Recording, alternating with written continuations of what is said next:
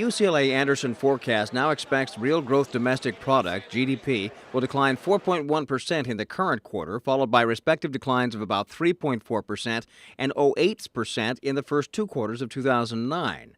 The outlook for California calls for a very weak first three quarters of 2009, a glimmer of recovery in the fourth quarter, though, although unemployment rates will likely rise to 8.7% and stay that way through 2010.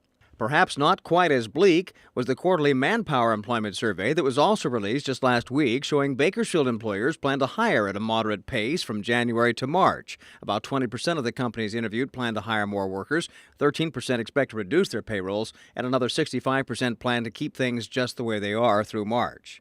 But the third survey recently released is from the Public Policy Institute, and it suggests California's long-term employment picture is going to get dimmer by the day. The PPI survey suggests that since 2000, more California graduates have been leaving the state than have been arriving.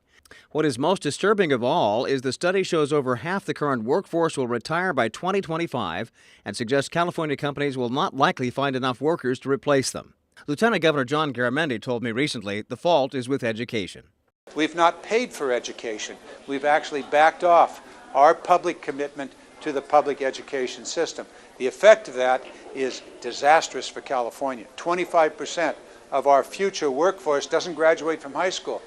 They can't get a job except in a minimum wage. There are likely to be problems in the economy. They're likely to be criminals or non-productive. It's a very, very bad thing we're working ourselves into.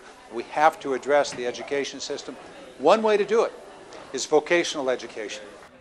Garamendi was very complimentary of Bakersfield's Regional Occupational Center on Mount Vernon, noting it's one of the top centers in the whole state for vocational ed.